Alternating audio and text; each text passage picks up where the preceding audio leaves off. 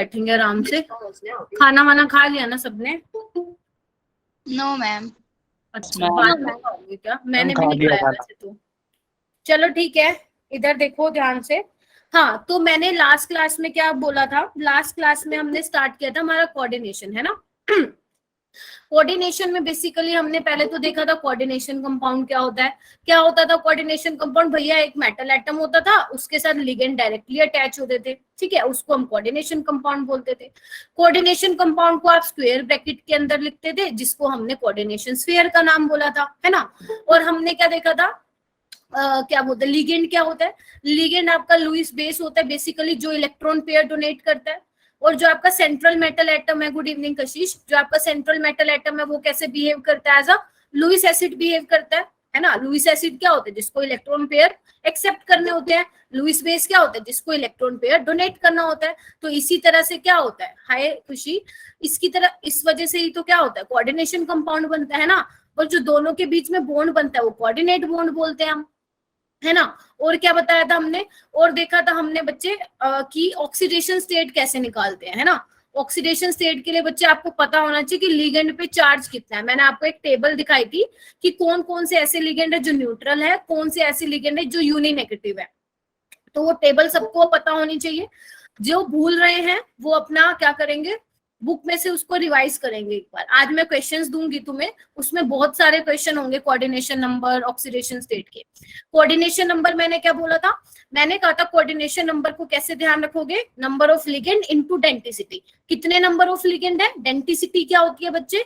कि लिगेंड के मॉलिक्यूल में कितने नंबर ऑफ डोनर एटम है, मतलब कितने एटम ऐसे हैं जो इलेक्ट्रॉन देंगे, वो उसकी डेंसिटी होगी।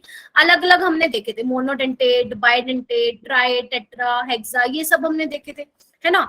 उसके अलावा आई थिंक यही सब था। थोड़े एग्जाम्पल किए थे हमने, और होमोलेप्टिक और हिट्रोलेप्टिक के बारे में किया था। और क्या किया था? कोई याद दिलवाए मेरे को। और क्या किया था बच्चे? आपने डबल सॉल्ट बताया था। डबल सॉल्ट और कॉम्प्लेक्स कंपाउंड के बीच में डिफरेंशिएशन। ठीक है ठीक है ठीक है, हाँ वेरी गुड। डबल सोल्ट में मैंने किसका एग्जांपल लिया था? मोर सोल्ट का और पोटैश एलम का लिया था। मैंने कहा था कि भैया डबल सोल्ट वो सोल्ट होते हैं कि पानी में डालने के बाद वो अपनी आइडेंटिटी लूज कर देते हैं, है ना। पानी में जाने के बाद वो अलग अलग आयन्स में डिसोसिएट हो जाते हैं, और हर किसी आयन का आप कंफर्मेटरी टेस्ट लगा सकते हो। While in the case of complex compound, पानी में जाने के बाद वो अपनी आइडेंटिटी लूज नहीं करता, वो जैसा है एज इट इज वैसे रहता है, जिसकी वजह से को अपना जो आपका कॉम्प्लेक्स कंपाउंड है, इसका कोई भी आयन जो आपका सेंट्रल मेटल एटम है वो अपना कंफर्मेटरी टेस्ट नहीं देता in case of complex compound. फिर हमने एक एग्जांपल किया था। तो बच्चे आज जो हमारा टॉपिक है ना वो है वर्नर थ्योरी। देखो वर्नर थ्योरी ज्यादा बड़ा टॉपिक नहीं है, छोटा सा टॉपिक है, और कई बार आ जाता है आपके कॉम्पिटिटिव एग्जाम में, तो ज्यादा देर का नहीं है। ये करने के बाद हम आईयूपैक नेमिंग सीखेंगे, पहले उसके रूल्स देखेंगे आईयूपैक नेमिंग के, फिर बहुत सारे कम से कम 20 से 25 क्वेश्चन की प्रैक्टिस करेंगे अगर हमारे पास टाइम होगा तो। मतलब अगर 10 से ऊपर भी हो गया टाइम तो छोड़ दूंगी, 10 बजे तक जितना होगा वो सारा आज करेंगे। तो रेडी हो जाओ, रेडी होके बैठो। पानी वानी पीना है, कुछ खाना है तो बिस्किट वगैरह ले लो, क्योंकि आज फिर तुम्हारा 10 बजे तक क्लास लगेगी। चलो करूं स्टार्ट?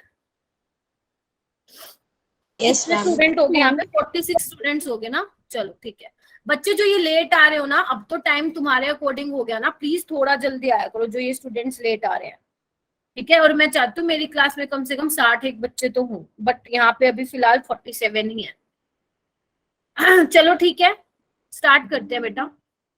सबको स्क्रीन वगैरह दिख रही है ना? Yes ma'am. चलो आज का जो टॉपिक रहने वाला है बच्चे, वो क्या रहने वाला है? एक तो Werner theory and IUPAC naming. IUPAC naming. Jahnavi क्या कह रहे हो बेटा?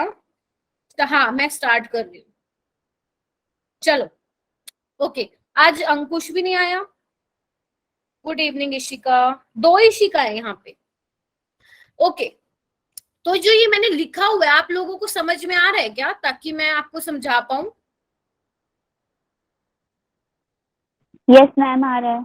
आ रहा है ना? फिर ठीक है, आ रहा है तो बहुत बढ़िया है। ये मैंने इसलिए यहाँ पे लिख रखा है ऑलरेडी, क्योंकि जो इससे पहले वाला बैच था ना वो उसमें तो धीरे धीरे कराना है मुझे, क्योंकि वो कैटलिस्ट वाला बैच है, उसमें सिर्फ 12th कराना है, तो उसमें धीरे धीरे चल रहा है। लेकिन आप लोगों का करवाना तो सेम है, लेकिन उसके कंपैरिजन में थोड़ा फास्ट कराना पड़ेगा, इसलिए मैंने उस लेक्चर में लिख लिया था, ताकि आप लोगों में मैं आयुपेक नेमिंग भी करा दूं। तो देखो बच्चे, जो वर्नर था ना, वर्नर ने क्या किया था, वर्नर ने सबसे पहले कोऑर्डिनेशन कंपाउंड देखा था, उसने कोबाल्ट और क्लोरीन के कंपाउंड की स्टडी की थी, ठीक है। उसी से इंस्पायर होके आपको अलग अलग कोऑर्डिनेशन कंपाउंड आप स्टडी करते हो इस चैप्टर में, ठीक है। आइडियली तो मुझे वर्नर थ्योरी पढ़ानी चाहिए थी आपको स्टार्टिंग में, लेकिन वर्नर थ्योरी में बच्चे जो पॉइंट्स आ रहे हैं ना, ठीक है, जिसमें हम देखेंगे, दोबारा से देखेंगे ऑक्सीडेशन स्टेट कैसे निकालते हैं, कोऑर्डिनेशन नंबर कैसे निकालते हैं, तो मैं चाहती थी आपको ये पहले समझा दूं, ताकि जब मैं वर्नर थ्योरी करवाऊं ना, मुझे डबल मेहनत ना करनी पड़े। वो इसलिए मैंने पहला लेक्चर आपका वो बेसिक टर्म्स का लिया था, ताकि ये जो बेसिक टर्म्स है, coordination number, oxidation state, coordination sphere, ये आपको समझ में आ जाए, ठीक है। अब वर्नर ने क्या किया था बच्चे, जो वर्नर की थ्योरी थी ना, वर्नर ने पोस्टुलेट दिए थे, ठीक है। वर्नर ने क्या पोस्टुलेट दिए थे, अब भैया जो भी थ्योरी पोस्टुलेट देती है हमें वो मानने पड़ते हैं, फिर उससे पोस्टुलेट से क्या क्या समझा वो हमें डिस्कस करना होता है। तो बच्चे, वर्नर ने ना ये बोला था कि जो आपका मेटल है, जो आपका सेंट्रल मेटल एटम है, वो 2 टाइप ऑफ वैलेंसी पोजेस करता है, 2 तरह की वैलेंसी दिखाता है वो। पहली वैलेंसी होती है प्राइमरी वैलेंसी, ध्यान से देखना, प्राइमरी वैलेंसी, और दूसरी होती है सेकेंडरी वैलेंसी। बड़े अजीब अजीब नाम है ना, हाँ अजीब है, लेकिन इनके मतलब बहुत ईजी है। तो ध्यान रखना बच्चे, पहले हम दोनों में डिफरेंस देख लेते हैं, फिर इनके एग्जाम्पल से समझेंगे। सच में बोल रही हूँ, ट्रस्ट में बहुत इजी लगेगा। पहले इसके आप अपना नोट्स भी बना सकते हो साथ साथ। देखो बच्चे, जो प्राइमरी वैलेंसी होती है ना, वो आयनाइजेबल होती है, मतलब पानी में जाने के बाद भैया वो आयंस देंगे, ठीक है। प्राइमरी वैलेंसी आयनाइजेबल होती है, सेकेंडरी वैलेंसी नॉन आयनाइजेबल होती है, मतलब भैया पानी में जाने के बाद आयंस नहीं देगा वो, पहली चीज। दूसरी चीज बच्चे, प्राइमरी वैलेंसी को आप ऑक्सीडेशन स्टेट भी बोल सकते हो। मान लो आपको एग्जामिनर बोलता है कि आपके पास एक कॉम्प्लेक्स कंपाउंड है, मतलब कोऑर्डिनेशन कंपाउंड है, इसकी पीवी निकाल दो। इट मींस एग्जामिनर आपसे जानना चाह रहा है कि इसकी प्राइमरी वैलेंसी निकालो, तो आपको कुछ नहीं करना, उसकी ऑक्सीडेशन स्टेट निकाल देनी है, किसकी, सेंट्रल मेटल एटम की। सेकेंडरी वैलेंसी को क्या बोलते हैं, आप इसको कोऑर्डिनेशन नंबर भी बोल सकते हो। एग्जामिनर आपको कहेगा कि बच्चे इसकी सेकेंडरी वैलेंसी निकाल दो, इट मींस वो आपसे क्या जानना चाह रहा है कि उस सेंट्रल मेटल एटम का क्या निकाल दो, कोऑर्डिनेशन नंबर निकाल दो, ठीक है। थर्ड वाला पॉइंट आओ। थर्ड वाला पॉइंट ये कहता है कि जो प्राइमरी वैलेंसी है ना, वो सेटिस्फाई होगा उसके नेगेटिव चार्ज से। सिर्फ अभी समझ लो, मुझे पता ऊपर से जा रहा होगा ये वाला पॉइंट, अभी समझो, लिख लो बस। प्राइमरी वैलेंसी जो है उसके नेगेटिव चार्ज, या आप बोल सकते हो एनायन से सेटिस्फाई होगा, जबकि सेकेंडरी वैलेंसी उसके नेगेटिव चार्ज प्लस उसके न्यूट्रल मॉलिक्यूल से भी सेटिस्फाई होगा, ठीक है। अभी लिख लो, लिख लिया क्या इतना, बताओ। हम लिख लिया। लिख लिया, आगे चलो। फोर्थ वाला पॉइंट देखो बच्चे, प्राइमरी वैलेंसीज जो होती है वो नॉन डायरेक्शनल होती है। वेरी गुड, लिख लिया। तो प्राइमरी वैलेंसी नॉन डायरेक्शनल होती है, सेकेंडरी वैलेंसी जो होती है बच्चे डायरेक्शनल इन नेचर होती है। डायरेक्शनल इन नेचर का मतलब क्या है कि जो हमारी सेकेंडरी वैलेंसी है, इट मींस जो तुम्हारा कोऑर्डिनेशन नंबर है, वो तुम्हें ये बताएगा कि तुम्हारी कॉम्प्लेक्स की ज्योमेट्री कैसी है, कि तुम्हारा कॉम्प्लेक्स ऑक्टाहेड्रल है। कैसे दिखता है ऑक्टाहेड्रल, ऐसा दिखता है। केमिकल बॉन्डिंग में पढ़ा था ना ऑक्टाहेड्रल, है ना। स्क्वायर प्लेनर कैसे दिखता है, ऐसा। टेट्राहेड्रल कैसे दिखता है, ऐसा। देखें इन सब चीजों को, नए दर्शन तो नहीं कर रहे ना इसके। यस मैम, अगर देखा पहली है। बार दर्शन कर रहे हो, फर्स्ट टाइम दर्शन कर रहे हो, तो अच्छे से दर्शन कर लो। पूरी कोऑर्डिनेशन में बहुत बार दिखने वाले हैं तुम्हें। ये क्या है, ऑक्टाहेड्रल है, ये क्या है, स्क्वायर प्लेनर है, और ये क्या है तुम्हारा टेट्राहेड्रल। तो बेसिकली जो तुम्हारी सेकेंडरी वैलेंसी है, which is also known as coordination number, वो डायरेक्शनल इन नेचर में होता है। डायरेक्शनल इन नेचर का मतलब क्या होता है, बेसिकली वो आपको क्या बता रही है, आपकी कॉम्प्लेक्स जो आपका कोऑर्डिनेशन कंपाउंड है उसकी ज्योमेट्री क्या है, वो किस, मतलब क्या उसका स्ट्रक्चर है, स्क्वायर प्लेनर है, टेट्राहेड्रल है, ऑक्टाहेड्रल है, क्या है। पहले बताओ, इतना समझ में आया, मतलब समझ तो क्या आया है, लिख लिए ताकि मैं समझाऊं अब आगे। Yes ma'am. चलो जी, चलो 1 मिनट में इसको इरेज कर रही हूँ, कोई बात नहीं मिशव। Ma'am 1 minute. हाँ हाँ बोलो बोलो, हाँ बोलो। मैम अभी लिख रहे हैं मैम। हाँ लिख लो लिख लो, ये तो मैंने तुम्हें समझाना है ना, इसलिए इरेज कर दिया। जो चीज लिखी होनी चाहिए वो लिख रखी है। बाकी समझाती हूँ, लिख लो आराम से, कोई दिक्कत नहीं है, लेकिन लिख लो, लिखा होना चाहिए। कोऑर्डिनेशन के तो भैया जितने अच्छे नोट्स बनाओगे उतने बढ़िया हो जाएगा। ये लो बच्चे, प्रीवियस स्लाइड ले लो देवयानी। तुम्हारी मैम का one of the favourite chapter है कोऑर्डिनेशन, और मैं चाहती हूँ जब हम इस चैप्टर के एंड में पहुंचे, तुम्हारे मुंह से भी मैं ये सुनना चाहती हूँ कि ma'am coordination is the one of my favourite chapter है। तो इसीलिए अभी तो आपकी फर्स्ट क्लास है, अभी तो शायद ऊपर से जा रहा होगा जितना मैंने अभी लिखवाया है, बट आई एम श्योर जब समझाऊंगी तो समझ में आ जाएगा। चलो ठीक है, इतना कर लिया। अब हम एग्जाम्पल से समझेंगे कि मैं आपको क्या बताना चाह रही थी। रेडी हो? हाँ जी, रेडी हो? चलो यस मैम, ऑलवेज एक रेडी। काम करो, रेडी हो तो ये वाले कॉम्प्लेक्स कंपाउंड का स्ट्रक्चर लिखो।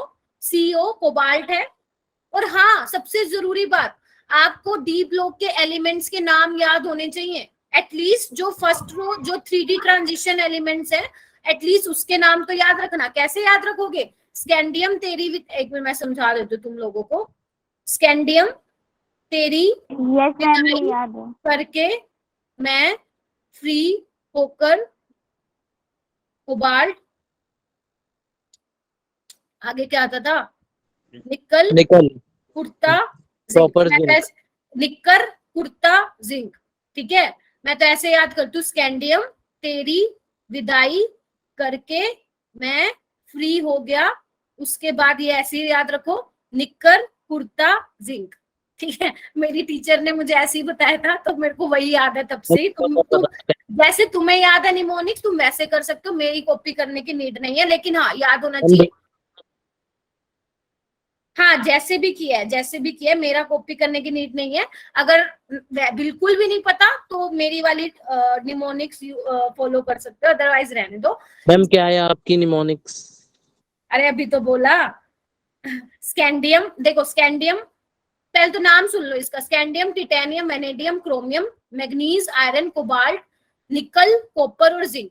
ठीक है, अच्छा तो क्या होगा? स्कैंडियम तेरी विदाई करके मैं फ्री हो गया, हो को मान लो, फिर मैंने निक्कर कुर्ता डाल लिया, लास्ट में जिंक।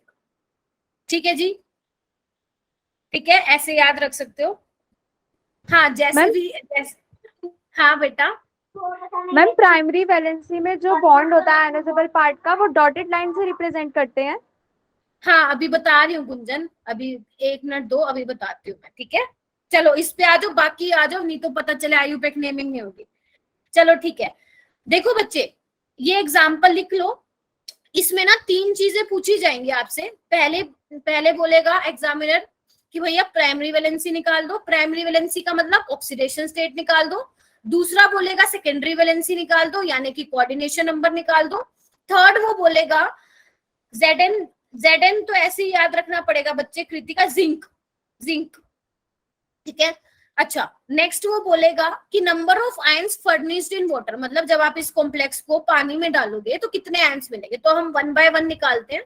देखो पहले तो प्राइमरी ऑक्सीडेशन स्टेट निकालो बच्चे, इसकी क्या होगी? X, NH3 क्या है? न्यूट्रल है, तो मतलब कोई चार्ज नहीं होगा, 0। और Cl पे कितना होता है? -1 का चार्ज। टोटल कितने हैं? 3 इज इक्वल टू 0, तो कितना आ जाएगा? +3। बोलो हाँ या ना? हाँ जी ठीक है, कोऑर्डिनेशन अगर स्टेट ऑक्सीडेशन स्टेट नहीं निकालने आ रही है इसका मतलब आपने वो टेबल नहीं रिवाइज किया कि कौन किस पे चार्ज -1 का होता है, किस पे 0 का होता है, तो वो प्लीज देखना। ठीक है, कोऑर्डिनेशन नंबर मैंने क्या कहा था, कैसे निकालोगे? प्राइमरी वैलेंसी कैसे आई है? प्राइमरी वैलेंसी बच्चे, प्राइमरी वैलेंसी को आप ऑक्सीडेशन स्टेट बोलते हो, नाम है इसका। ठीक है, जब भी बात हो प्राइमरी वैलेंसी की तो उसको क्या बोलते हैं, मतलब वो ऑक्सीडेशन स्टेट पूछना चाह रहा है आपसे। ठीक है क्या? गौरव को, सॉरी मनोज। हाँ मैम, कैसे निकलेगी एक और बार बताना, ये जो आपने अच्छा यही पूछ रहे हो क्या? सॉरी, ये देखो इधर, कोबाल्ट की निकालनी है ना, कोबाल्ट को X मान लो मनोज। NH3 क्या है? न्यूट्रल लिगेंड है, मतलब 0 चार्ज होगा, और टोटल कितने 6, तो 0 ही हो जाएगा। क्लोरीन पे क्या होता है? -1 का चार्ज होता है, तो -3 इज इक्वल टू 0, तो X कितना आ जाएगा? +3 आ जाएगा। ठीक है। उसके बाद है कोऑर्डिनेशन नंबर कैसे निकालोगे, मैंने क्या कहा था, कोऑर्डिनेशन नंबर कैसे ध्यान रखोगे बच्चे, number of ligand into density, into density. तो देख लो कितने लिगेंड है, 6, और अमोनिया की डेंसिटी कितनी है, मोनोडेंटेट है, तो 6 × 1 क्या हो जाएगा बच्चे, बताओ, 6। Very good. तो इसकी सेकेंडरी वैलेंसी कितनी आ जाएगी बेटा, 6 आ जाएगी। क्लियर है इतना, बताओ। कोई बात नहीं, मैं जब लिगेंड वो होता है खुशी जो इलेक्ट्रॉन पेयर डोनेट करता है, किसको करता है, सेंट्रल मेटल एटम को, ठीक है, तभी हमारे पास कोऑर्डिनेशन कंपाउंड बनता है। एक मेटल होता है, उसके साथ लिगेंड अटैच होते हैं। लिगेंड क्या होते हैं, इलेक्ट्रॉन देता है, मेटल एटम इलेक्ट्रॉन लेता है, तभी कोऑर्डिनेशन कंपाउंड बनता है। ठीक है जी, चलो उसके बाद बच्चे नेक्स्ट वाला देखो, कितने नंबर ऑफ आयंस मिलेंगे पानी में। देखो मान लो इसको जब मैं पानी में डालूंगी तो आपको क्या क्या मिलेगा, ध्यान से सुनो। ये तो कोऑर्डिनेशन कंपाउंड है, कोऑर्डिनेशन स्फीयर में वो तो एज इट इज रहेगा, लास्ट टाइम बताया था मैंने, जो कोऑर्डिनेशन स्फीयर में है वो तो एज इट इज रहेगा, और जो ये Cl3 है वो क्या हो जाएगा, आयनाइज हो जाएगा। तो मैंने यही बोला था कि प्राइमरी वैलेंसी आयनाइजेबल होती है, सेकेंडरी वैलेंसी भैया नॉन आयनाइजेबल होती है। ठीक है, तो आपको टोटल कितने आयंस मिले, 3 ये मिले, 1 ये मिले, कितने मिल गए बताओ, 4 मिल गए। ध्यान रखना आयंस बताने हैं, आयंस यानी कि पॉजिटिव और नेगेटिव, 3 ये रहे 1 ये रहा, तो टोटल कितने हो गए, 4 हो गए। अभी तो और भी एग्जाम्पल करेंगे, टेंशन ना लो, समझ लेंगे, अगर ये नहीं आया तो दूसरा वाला आ जाएगा। उसके बाद देखो बच्चे इसका स्ट्रक्चर कैसे बनेगा, देखो मैं बताती हूँ फिर से बना के। देखो मैंने कहा था आपको जो सेकेंडरी वैलेंसी होगी यानी कि जो कोऑर्डिनेशन नंबर होगा वो डिसाइड करेगा कि आपकी कॉम्प्लेक्स की ज्योमेट्री क्या होगी। तो कोऑर्डिनेशन नंबर क्या है, 6 है, तो मतलब इसकी ज्योमेट्री कैसी होगी बताओ, वेरी गुड, क्या होगी, ऑक्टाहेड्रल। बना दो, 6NH3 लगा दो, लगा दिए, लगा दो ऐसे, बस बन गया। तो ध्यान रखना सेकेंडरी वैलेंसी को आप सॉलिड लाइन से दिखाते हो। उसके बाद ये क्या है, प्राइमरी वैलेंसी, मैं तो कैसे दिखाओगे उसको, डॉटेड लाइन से, डॉटेड लाइन से दिखाओगे, समझ गए, हाँ या ना। फिर बोल रही हूँ primary valency satisfy by negative ions, तो ये Cl नेगेटिव है, तो भैया 3 आपने डॉटेड लाइन से दिखा दिए। सेकेंडरी वैलेंसी नेगेटिव आयन से भी सेटिस्फाई होती है, और आपके न्यूट्रल मॉलिक्यूल सेटिस्फाई मतलब क्या है कि जो आपका secondary valency which is your coordination number, उसमें कौन इंक्लूड हो रहा है, सिर्फ अमोनिया इंक्लूड हो रहा है, तो मैंने 6 अमोनिया लगा दिए, समझ गए। उसके बाद बच्चे एक क्वेश्चन ये पूछा जाता है कि जब आपने इस कॉम्प्लेक्स कंपाउंड को एक्सेस ऑफ AgNO3 के साथ ट्रीट करवाया तो आपको कितने मोल मिलेंगे AgCl के। तो ध्यान रखना जितने Cl ब्रैकेट के बाहर होंगे उतने ही आपको क्या मिलेंगे बच्चे, बताओ, उतने ही क्या मिलेंगे आपको, Ag मिलेंगे। अगर मान लो एग्जामिनर आपसे ये पूछता है कि जब आपने इस कॉम्प्लेक्स कंपाउंड को AgNO3 के साथ ट्रीट करवाया तो AgNO3 के कितने इक्विवेलेंट यूज होंगे, तो बताओ कितने इक्विवेलेंट यूज होंगे, 3 AgCl बाहर निकल गए यानी कि 3 AgNO3 यूज होंगे। क्लियर है, बताओ हाँ या ना। Yes ma'am. हाँ, इक्वेशन को बैलेंस कर देना, क्योंकि बच्चे ध्यान से देखो जब मैंने इसको डिसोसिएट करवाया था तो इस फॉर्म में डिसोसिएट हुआ था, देखो कोऑर्डिनेशन स्फीयर तो एज इट इज रहा था और ये आयनाइज हो गए थे, तो भैया जो आयनाइज हो गए वही तो Cl के साथ भागेंगे ना, इस पे तो कोई फर्क ही नहीं पड़ेगा, ये तो भैया एज इट इज आएगा, पानी में तो हमें यही मिलेंगे, तो ये क्या करेंगे Ag के साथ कंबाइन होके AgCl बना लेंगे। सिंपल तरीका क्या है, जितने Cl कोऑर्डिनेशन स्फीयर के बाहर होंगे उतने ही AgCl बनेंगे। अब हो गया क्लियर, बताओ। हाँ जी बच्चा पार्टी, ठीक है। इसके बाद बच्चे जब मैं आपको इलेक्ट्रोकेमिस्ट्री करा रही थी तो मैंने आपको एक चीज बताई थी कि जितने नंबर ऑफ आयंस होंगे उतनी ज्यादा कंडक्टेंस होगी, बताया था क्या। Yes ma'am. तो एक बार इस बात को ध्यान रखना, मैं आगे यूज करूंगी इस चीज को। चलो एक और एग्जाम्पल करते हैं, अभी तो ये फर्स्ट एग्जाम्पल था। ये देखो, इसको देखो, ये वाला लिखो, COCl, COCl, मैम हाँ बेटा, मैम अगर ऐसा वो होगा एलिमेंट जो कि अगर प्राइमरी और सेकेंडरी दोनों होगा उस वक्त हम क्या करेंगे? वो यही तो है वो वाला एग्जाम्पल अनामिका, अभी बताती हूँ, ठीक है। यही है एग्जाम्पल जो तुम पूछ रही हो ना, अगर प्राइमरी भी होगा सेकेंडरी होगा तो क्या होगा, अभी बताती हूँ, ठीक है। सबसे पहले तो ये लिखो बच्चे, ये वाला कंपाउंड लिखो, COCl NH3 का 5 और ब्रैकेट के बाहर है Cl2। इसके भी 4 पॉइंट आ जाएंगे। प्राइमरी वैलेंसी क्या होगी, ऑक्सीडेशन स्टेट निकालो जल्दी कोबाल्ट की, और मुझे बताओ कितनी आएगी, जल्दी निकालो। ऑक्सीडेशन स्टेट आ जानी चाहिए बच्चे, अभी तक निकालना। मैम +3 आ रही है। मैम +3 सबकी आ गई +3, क्योंकि क्लोरीन पे -1 का होता है, NH3 न्यूट्रल होता है और Cl2 का -2 होगा, तो कितनी आ जाएगी, +3 हो जाएगी। Very good. सेकेंडरी वैलेंसी कितनी होगी, कोऑर्डिनेशन नंबर बताओ मैम 5 6 बच्चे। कोऑर्डिनेशन नंबर क्या होता है, कितने नंबर ऑफ लिगेंड अटैच है, तो भैया 5 तो ये है, एक ये है, तो कितने हो जाएंगे, 6। Very good. कोई ऐसा तो नहीं है जिसको इसमें डाउट है अभी तक, जो मैंने 2 पॉइंट बताए, तो जल्दी से अपने आप को अनम्यूट करके पूछ लो। मैम सेकेंडरी वैलेंसी एक बार और बता दीजिए। सेकेंडरी वैलेंसी होती है बेटा कोऑर्डिनेशन नंबर। कोऑर्डिनेशन नंबर क्या होता है कि कितने number of ligand, number of atom of a ligand attach to the central atom. तो देखो एक तो Cl अटैच है, 5 अमोनिया है, तो कितने हो गए, 6 हो गए, ठीक है। मैम जितने लिगेंड अटैच होंगे सेंट्रल मेटल एटम से उतने नंबर होंगे सेकेंडरी वैलेंसी के। वो अगर ऐसे करोगे तो डेफिनेटली गलती कर दोगी, इसलिए ये ध्यान रखना कि कोऑर्डिनेशन नंबर होता है number of ligands into denticity, कितने नंबर ऑफ लिगेंड है, और जो लिगेंड है उसकी भैया डेंटिसिटी कितनी है। आई मीन कि डेंटिसिटी का मतलब क्या है कि वो मोनोडेंटेट है, बाइडेंटेट है, ट्राई है, टेट्रा है, क्या है, ठीक है। तो इस वाले फॉर्मूले को भूल मत जाना, ठीक है जी। जैसे मैंने आपको लास्ट टाइम कराया था, मान लो मैं ये बोल रही हूँ कि मुझे इसका कोऑर्डिनेशन नंबर बता दो कोबाल्ट का, तो कैसे निकालोगे, नंबर ऑफ लिगेंड कितने हैं, 2। En की डेंटिसिटी कौन बताएगा कितनी होती है, 4 डाइडेंटेड 2 होती है, क्योंकि क्या होता है En, ये होता है, ये देखो इथाइलिन डाइअमीन, देने वाले कौन है, 2 बंदे हैं, 2 नाइट्रोजन है, तो बाइडेंटेट होगा, तो 2 × 2 क्या हो जाएगा, 4 हो जाएगा, ठीक है। लास्ट टाइम करवाया था, याद है,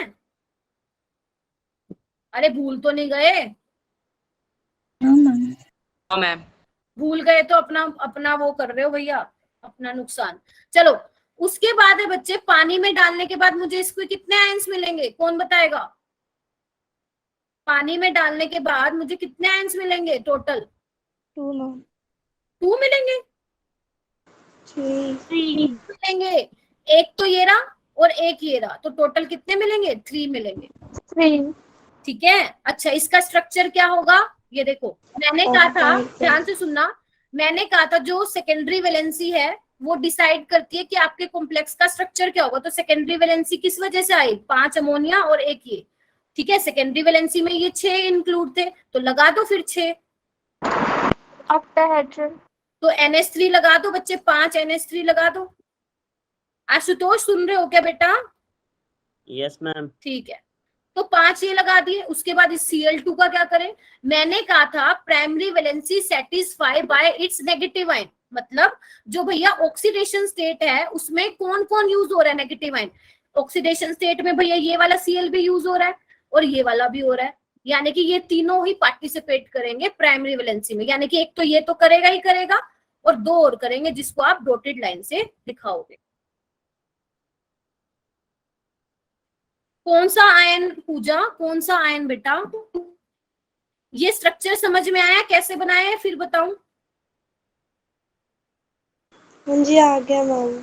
बाकी भी बता दो। देखो देखो ये प्राइमरी वैलेंसी क्या है, सेटिस्फाई, इसको छोड़ो, सेटिस्फाई को छोड़ो, तो देखो प्राइमरी वैलेंसी मतलब जब हम ऑक्सीडेशन स्टेट निकालते हैं तो ऑक्सीडेशन स्टेट में ये वाला भी आयन यूज हो रहा है नेगेटिव आयन और ये वाला भी हो रहा है, यानी कि भैया ये Cl कोऑर्डिनेशन नंबर वाले में भी पार्टिसिपेट कर रहा है और जब हम ऑक्सीडेशन स्टेट निकालते हैं उसमें भी पार्टिसिपेट कर रहा है। लेकिन भैया जो ये Cl2 था ये सिर्फ ऑक्सीडेशन स्टेट में ही पार्टिसिपेट कर रहा है। अब समझ में आ गया, बताओ। सिर्फ ऐसे याद रखो, ये भूल जाओ, सेटिस्फाई वेटिस्फाई भूल जाओ, ये सिर्फ ना नोट्स बनाने के लिए अच्छा वर्ड है सेटिस्फाई वेटिस्फाई, अदरवाइज तुम कंफ्यूज हो जाओगे, ठीक है। हाँ क्या बोल रहे थे मुझे मैम, डॉटेड लाइन समझ में नहीं आया बच्चे, राम अभी तो बताया बेटा मैंने। ये देखो डॉटेड लाइन यहाँ पे तुम्हें प्राइमरी वैलेंसी को शो कर रही है, सॉलिड लाइन तुम्हें कोऑर्डिनेशन नंबर को क्या कर रही है, डिफाइन कर रही है। तो कोई समझाएगा क्या, रामाधर को कोई समझाएगा क्या, पूजा ज्योति पता नहीं क्या नाम है, भूल जाती हूँ बार बार, कौन इस स्ट्रक्चर को एक्सप्लेन करेगा, जल्दी बताओ, इस स्ट्रक्चर को कौन बच्चा एक्सप्लेन करेगा,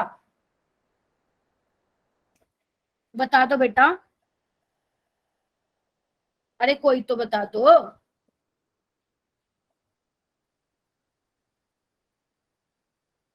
बच्चे इसको डिसोसिएट करोगे तो 2 Cl नेगेटिव बाहर निकल जाएंगे और एक ये निकल जाएगा, तो टोटल कितना आयन हो जाएंगे, 2 और 1 ये 3 तो हो जाएंगे ना, क्योंकि मैंने बोला ये वाली जो कोऑर्डिनेशन स्फीयर के बाहर जो भी लिखा जाता है वो आयनाइजेबल होता है, मतलब पानी में जाने के बाद वो आयंस देगा।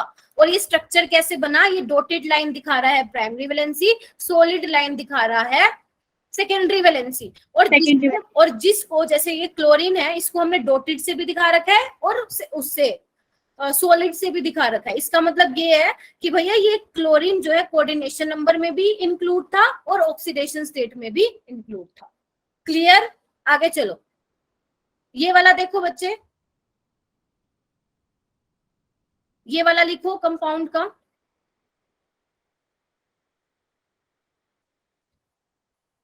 दिख रहा है सबको? Yes ma'am. ओके तो देखो इसका क्या होगा, इसकी पहले तो प्राइमरी वैलेंसी निकाल दो बच्चे, मतलब ऑक्सीडेशन स्टेट निकाल दो, क्या होगी, x -2 -1 कितनी हो जाएगी, 3 हो जाएगी, हाँ या ना? Yes ma'am. Yes ma'am. Coordination number secondary valency बताओ। 6 वेरी गुड, सारे एग्री कर रहे हो, 4 ये और 2 ये, 6। टोटल नंबर ऑफ आयंस कितने मिलेंगे बेटा? 2 वेरी गुड, शाबाश, सारे एग्री कर रहे हो? Yes ma'am. है, एक तो ये वाला हो जाएगा केटायन और एक ये वाला अनायन, तो टोटल हो गए 2 हो गए, ठीक है। इसका स्ट्रक्चर बना लोगे, स्ट्रक्चर मैंने तुम्हारे ऊपर छोड़ दिया। अच्छा, अगर इसको आप बच्चे AgNO3 के साथ ट्रीट करवाओगे तो कितने मोल AgCl के मिलेंगे? 1 मोल। हाँ कृतिका, यू कैन बेटा, ठीक है। और इसमें कितने मिलेंगे? 2 AgCl, ठीक है। तो ध्यान रखना, जितने Cl ब्रैकेट के बाहर हैं उतने ही Cl तुम्हें मिलेंगे, प्रेसिपिटेट मिलते हैं, AgCl के PPT मिलते हैं। और जब आप बुक में देखोगे PPT को ऐसे इस एरो से दिखाते हैं, अगर कोई गैस बाहर निकल रही होती है तो इसको ऐसे दिखाते हैं, ठीक है, ये चीज ध्यान रखना, ठीक है, समझे क्या बोल गई मैं? जब भी जैसे मान लो हाइड्रोजन गैस लिबरेट हो रही है तो उसको हमेशा ऐसे दिखाते हैं, जब कोई PPT बनते हैं तो उसको ऐसे एरो नीचे की साइड दिखाते हैं, ठीक है, जनरल नॉलेज के लिए। तो बस चलो, जानवी कहती है हाँ मैम समझ गए, आगे बढ़ो।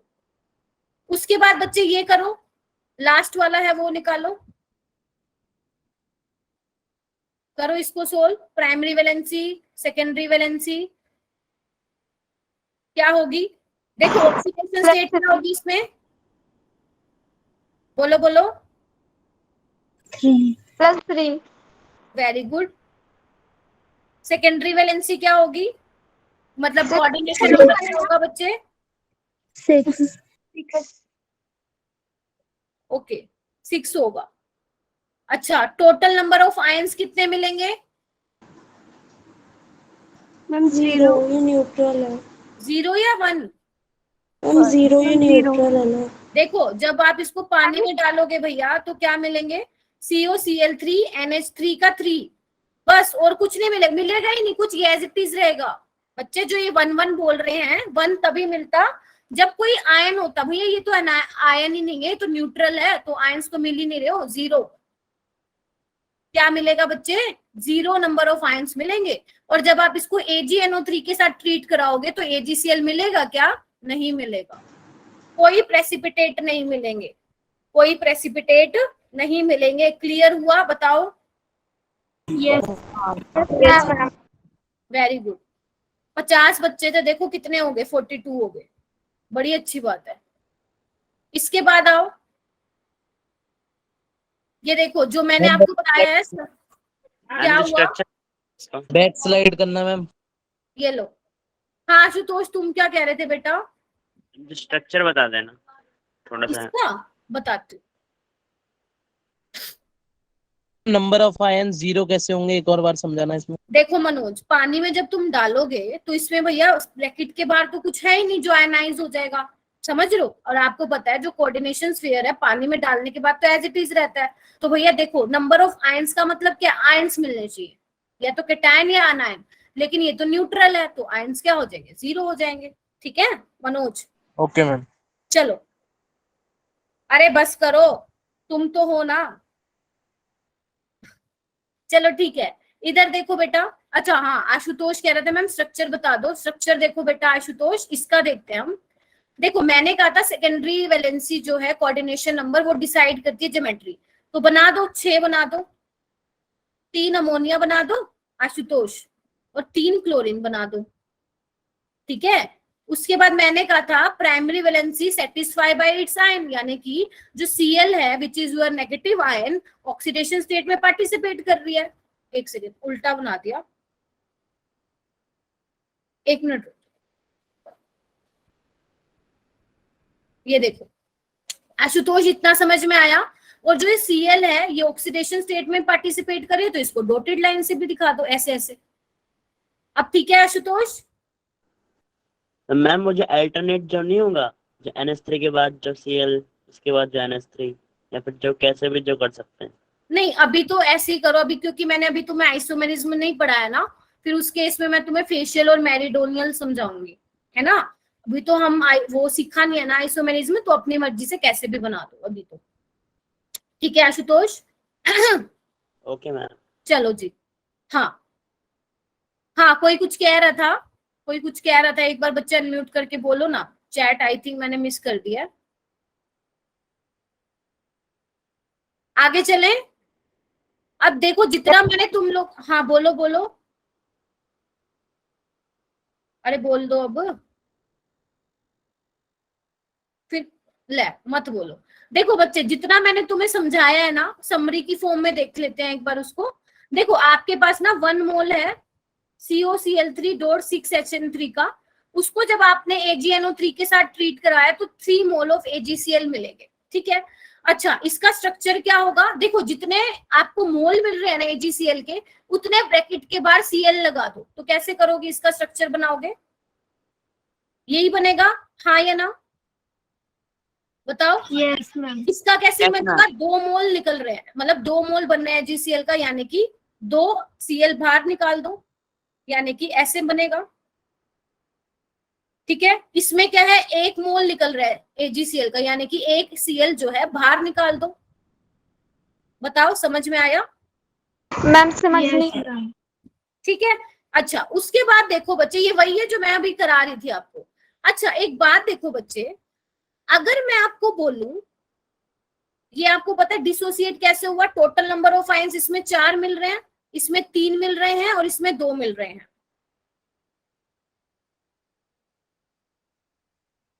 क्या बोल रहे हो ऋषभ? मैम सेकंड वाले में Cl2 आएगा ना बाहर। मैंने क्या बना दिया? ओ सॉरी सॉरी सॉरी। अब ठीक है, अब ठीक है क्या? हाँ जी मैम। चलो ठीक है। अच्छा मुझे ये बताओ, पहले वाले केस में टोटल नंबर ऑफ आयंस कितने मिलेंगे? 3 ये 1 ये, तो 4 मिलेंगे। इसमें कितने मिलेंगे? 2 ये 1 ये, 3 मिलेंगे।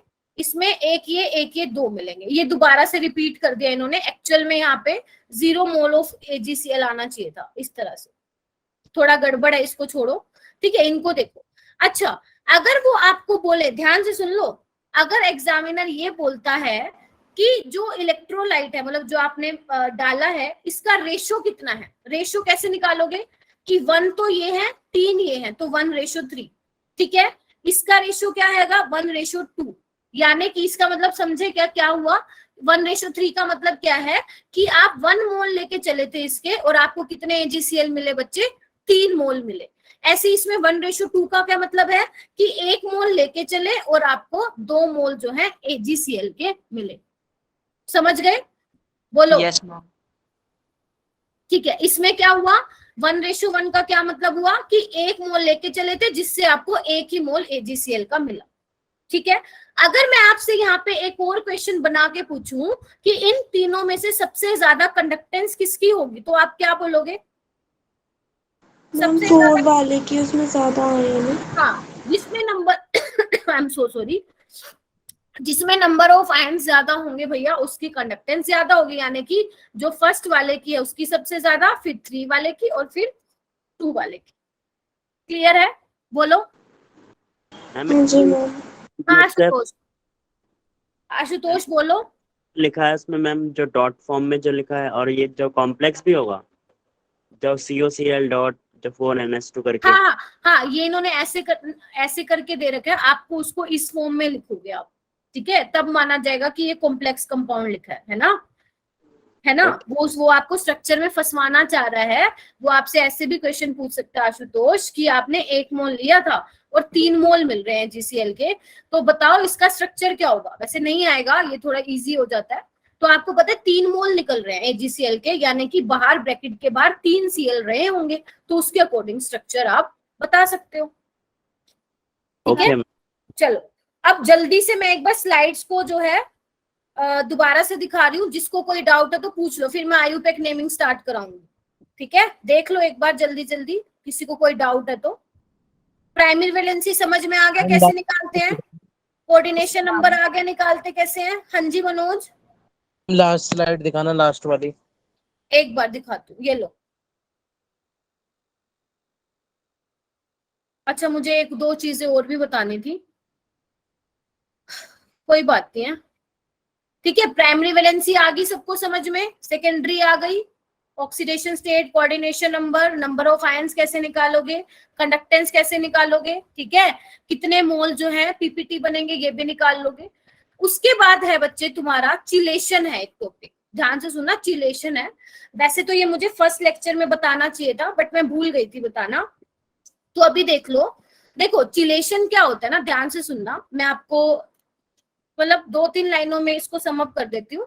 देखो चिलेशन ना वो वाले लिगेंड बनाते हैं जिनकी डेंटिसिटी जो हो 1 से ज्यादा हो, मतलब जो या तो बाइडेंटेट हो या ट्राइडेंटेट हो, टेट्रा पेंटा हेक्सा हो, ये आपके जो है चिलेशन में पार्टिसिपेट करते हैं। ठीक है, जो ये टाइप के लिगेंड होते हैं ना जिसमें 1 से ज्यादा डोनर एटम होते हैं, वो क्या कर सकते हैं बच्चे, जब मेटल के साथ वो कंबाइन होते हैं ना तो रिंग की फॉर्मेशन करते हैं। कोई 5 मेंबर की रिंग बनाता है, कोई 6 मेंबर की रिंग बनाता है। तो जब वो रिंग बना लेता है ना, तो ऐसे वाले लिगेंड को बोलते हैं हम चिलेटिंग लिगेंड, और जो रिंग बनती है ऐसी वाली रिंग को हम बोलते हैं चिलेट रिंग।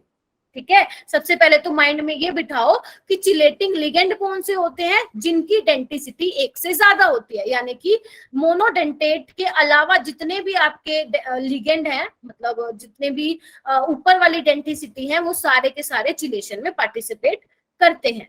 ठीक है, उसके बाद देखो हर किसी की अपनी कैरेक्टरिस्टिक्स होती है, तो चिलेटिंग लिगेंड्स की भी अपनी एक कैरेक्टरिस्टिक्स है। तो चिलेटिंग लिगेंड बच्चे आपको पता है रिंग बनाते हैं, तो बच्चे जब वो रिंग बनाते हैं ना तो वो स्टेबल कॉम्प्लेक्स होते हैं यूनिडेंटेट एनालॉग से। मतलब जो मोनोडेंटेट होते हैं वो तो रिंग नहीं बना सकते हैं, लेकिन जो चिलेटिंग लिगेंड्स हैं वो स्टेबल कॉम्प्लेक्स बनाते हैं, क्योंकि जो रिंग होती है ना बच्चे, ये आप ऑर्गेनिक में भी ध्यान रखेंगे, जो 5 मेंबर्ड और 6 मेंबर्ड रिंग होती है ना वो बहुत ज्यादा स्टेबल होती है। ठीक है, जबकि यूनिडेंटेट लिगेंड में क्या होता है, एक सिंपल सा बॉन्ड बनता है, और आपको पता है सिंगल बॉन्ड के अराउंड रोटेशन फ्री होती है। जबकि रिंग बनती है तो एक तरह से उस रिंग में क्या आ जाती है, रिजिडिटी आ जाती है, स्टेबिलिटी आ जाती है, तभी बोल रहे हैं chelating ligand form more stable complex. दूसरी चीज बच्चा, जितनी ज्यादा डेंटिसिटी होगी उतना ज्यादा स्टेबल आपका कॉम्प्लेक्स होगा। फिर बोल रही हूँ, जितनी ज्यादा डेंटिसिटी होगी उतना स्टेबल कॉम्प्लेक्स होगा। एग्जाम्पल से समझते हैं। देखो बच्चे, यहाँ पे मैंने एक एग्जाम्पल लिखा हुआ है, देखो जो आपका EN है, एक मिनट मनोज एक्सप्लेन करती हूँ फिर बताना कोई डाउट है तो। जो EN है वो क्या है, तुम्हारा बाइडेंटेट है, तो वो मेटल के साथ कैसे डोनेट करेगा। देखो 2 नाइट्रोजन है मेटल को देने वाले, तो कौन सी मतलब कितनी मेंबर रिंग की फॉर्मेशन की है, देखो 1 2 3 4 और 5 मेंबर रिंग बना ली। ऐसे ही जो आपका ऑक्सिलेट आयन है बच्चे, वो भी जब मेटल के साथ कंबाइन होगा, जब मेटल को इलेक्ट्रॉन डोनेट करेगा तो 5 मेंबर्ड की रिंग बना लेगा, ठीक है। जबकि जो यूनिडेंटेट लिगेंड होते हैं बच्चे, वो देखो जैसे मान लो अमोनिया है, अमोनिया तो सिर्फ क्या करेगा भैया, इलेक्ट्रॉन दे देगा।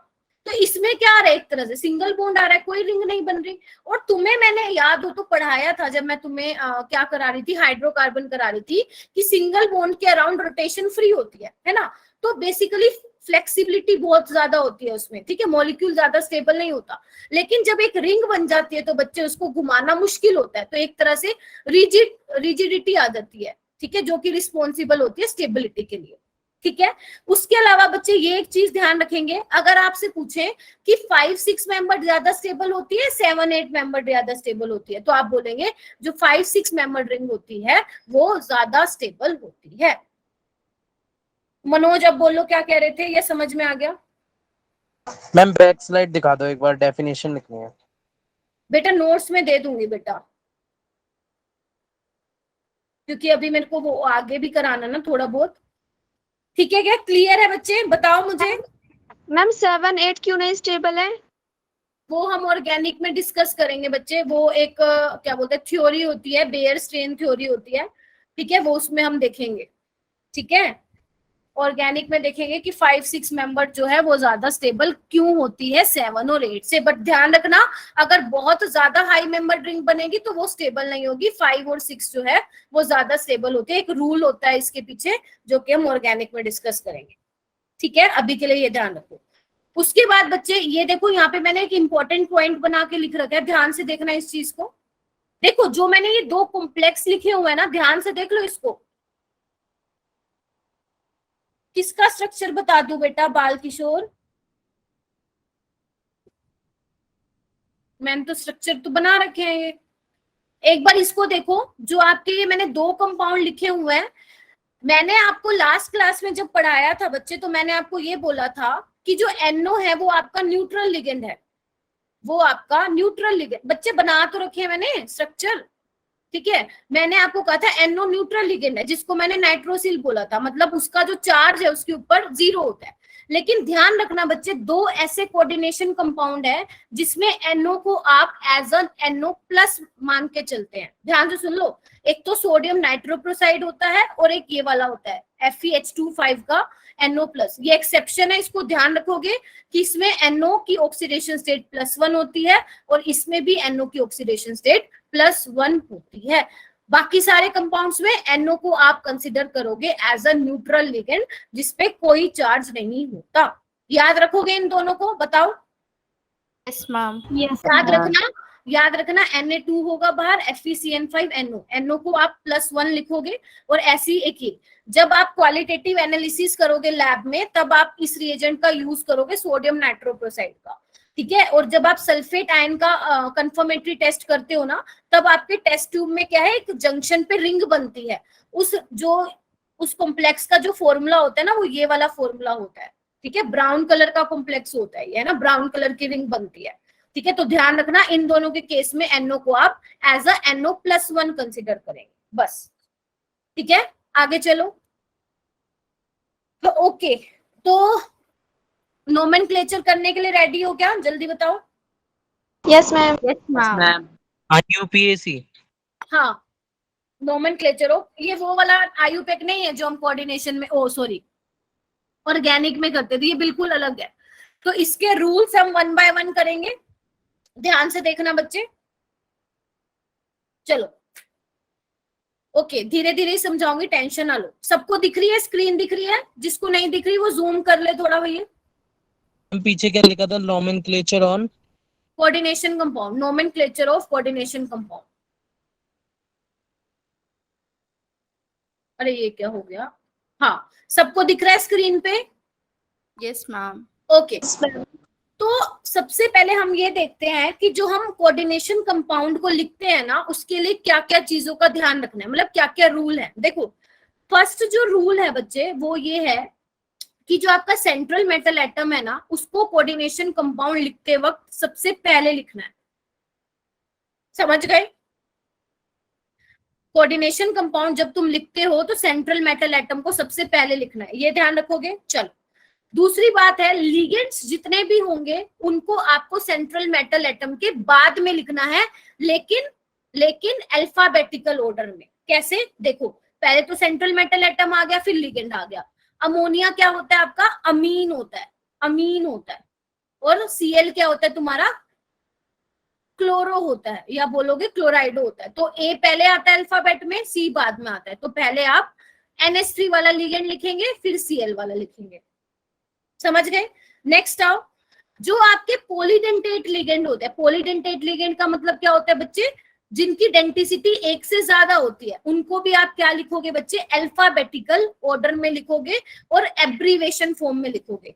जैसे आपका जो EN है, जनरली इसको मैं कैसे दिखाती थी? ऐसे दिखाती थी, आपको स्ट्रक्चर बना के दिखाती थी। तो जब आप बच्चे IUPAC नेमिंग करेंगे ना, तो उसको आप EN दिखाएंगे और इसमें दिखाएंगे पेरेंथेसिस में, मतलब ब्रैकेट में बंद करके दिखाएंगे। समझ रहे हो? देखो इधर, देख पा रहे हो?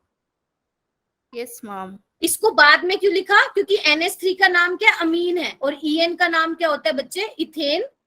इथेन 1,2 डाइअमीन। तो देखो अल्फाबेटिकल के अकॉर्डिंग कौन पहले आता है? ए पहले आता है, ई बाद में आता है, तो मैंने ये लिखा। ठीक है। उसके बाद बच्चे, जो आप ये कोऑर्डिनेशन कंपाउंड को लिखोगे ना, जो ब्रैकेट के अंदर होगा उसमें कोई भी स्पेस नहीं होगा, कोई भी स्पेस नहीं होगा। ऐसे नहीं कर सकते आप, ऐसे नहीं कर सकते आप कि भैया स्पेस छोड़ दिया, कांटा लग जाएगा, कांटा।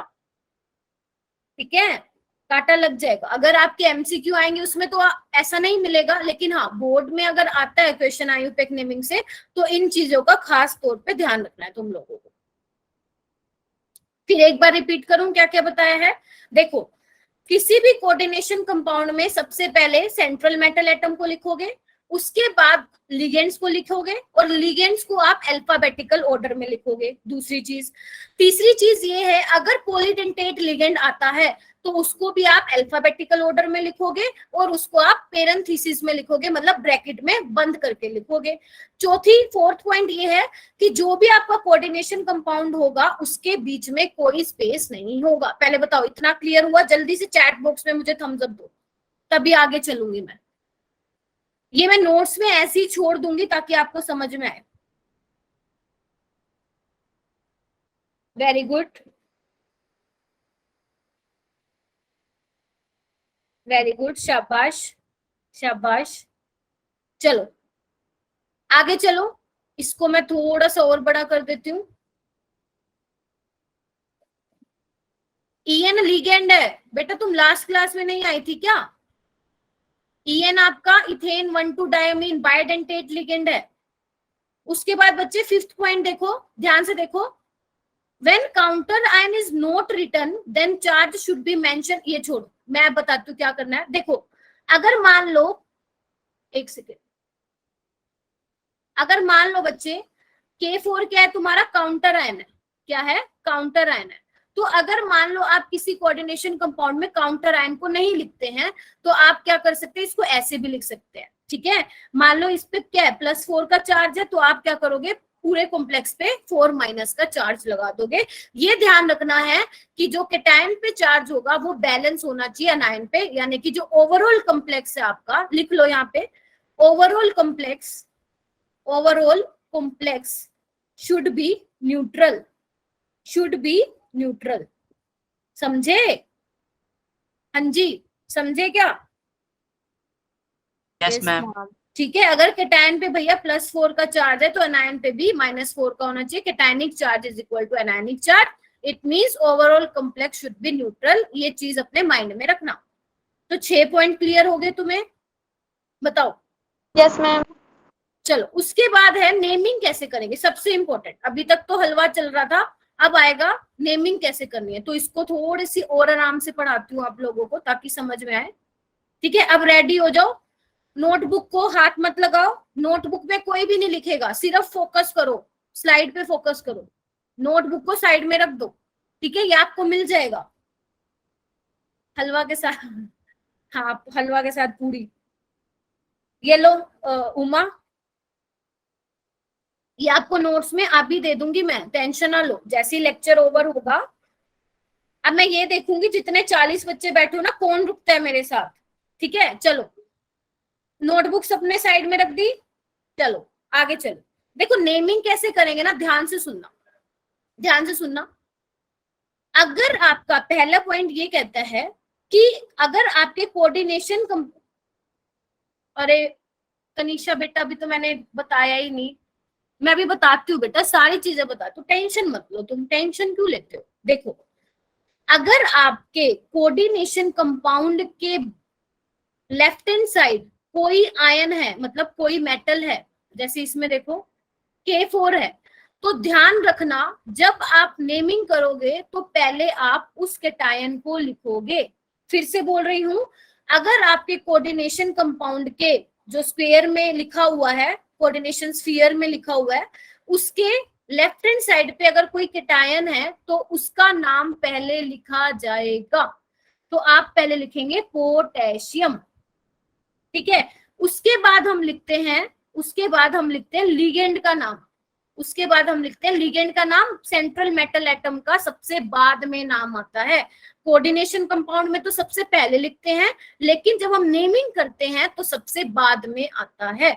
तो देखो 6 क्या है, कितने लिगेंड है, मान लो 5 होता तो पेंटा आता, मान लो अगर 2 होता तो डाई आता बच्चे, 3 होता तो ट्राई आता, 4 आता तो टेट्रा आता, 5 आता तो पेंटा और 6 आता तो हेक्सा। अब देखो कितने लिगेंड है बच्चे, 6 है, तो 6 के लिए हेक्सा। अब यहाँ पे साइनाइडो भी लिख सकते हो, साइनो भी लिख सकते हो, लेकिन जो हमारा अभी का नोमेनक्लेचर है उसमें हम जो है जनरली साइनो लिखते हैं, तो इस चीज का ध्यान रखना। नहीं तो साइनाइडो भी लिख सकते हो, कोई दिक्कत नहीं है। उसके बाद लास्ट में लिखते, ये अभी तो मुश्किल लग रहा होगा लेकिन हम बहुत सारे एग्जाम्पल करेंगे, रट जाएगी चीजें, ठीक है। उसके बाद हम लास्ट में लिखते हैं बच्चे क्या, उसके बाद हम लास्ट में लिखते हैं सेंट्रल मेटल एटम का नाम। जैसे ये क्या आयरन है, लेकिन इसको लिखते कैसे हैं, फेरेट लिखते हैं। क्या लिखते हैं, फेरेट लिखते हैं, ध्यान रखना इसको। आयरन को क्या लिखते हो, फेरेट लिखते हो, ठीक है। उसके बाद क्या करते हो आप, लास्ट में जो है इसमें पेरेंथीसिस में क्या लिखते हो, मेटल की ऑक्सीडेशन स्टेट लिखते हो। ऑक्सीडेशन स्टेट सबको आती है आई थिंक निकालने, कैसे निकालोगे, +4 + x - 6 कितनी आ जाएगी, +2। तो जो 2 आई है उसको रोमन न्यूमरल में आप ब्रैकेट के अंदर बंद कर देंगे, ठीक है जी, बोलो बोलो। यस उसके बाद आओ सेकंड वाले पे। अब देखो इसमें क्या होगा, इसमें देखो क्या होगा, 2 लिगेंड है। अब लिगेंड को कैसे लिखोगे, मैंने कहा सबसे पहले लिगेंड का नाम लिखोगे, सबसे पहले लिगेंड का नाम लिखोगे। तो अब अमीन लिखना है पहले या क्लोराइडो लिखना है, तो देख लो अल्फाबेटिकल में कौन आता है, पहले ए आता है फिर सी आता है। तो लिखो पेंटा, ध्यान से सुन लो, पेंटा, अमीन, फिर क्या लिखोगे, क्लोराइडो, फिर लिखोगे कोबाल्ट, देख पा रहे हो कोबाल्ट, फिर उसकी ऑक्सीडेशन स्टेट आएगी। ये देखो ऑक्सीडेशन स्टेट कैसे निकालोगे बच्चे, एक्स, ये न्यूट्रल है, -1 - 2 = 0, यानी कि 3 आएगी, ब्रैकेट में 3 को बंद करोगे, और जो स्क्वायर ब्रैकेट के राइट हैंड साइड पे होगा उसको फिर तुम इस तरह से लास्ट में एज इट इज उसका नाम लिख दोगे, क्लोराइड लिख दोगे। हाँ आशुतोष बोलो बेटा। मैम जो कोबाल्टेट जो नहीं होगा मैम वहाँ पे, कोबाल्टेट बताऊंगी वो कब होगा, वो तब होगा जब आपका कॉम्प्लेक्स क्या होगा, अनायनिक कॉम्प्लेक्स होगा, जैसे ये था, जैसे ये था। जैसे समझाती हूँ एक बार, इधर देखो आशुतोष ने बहुत अच्छी बात पूछी, इधर देखो सारे। अगर मैं मान लो इस काउंटर आयन को हटा दूं तो मैं इसको ऐसे लिखूंगी क्या, 4 नेगेटिव लिखूंगी ऊपर, हाँ या ना।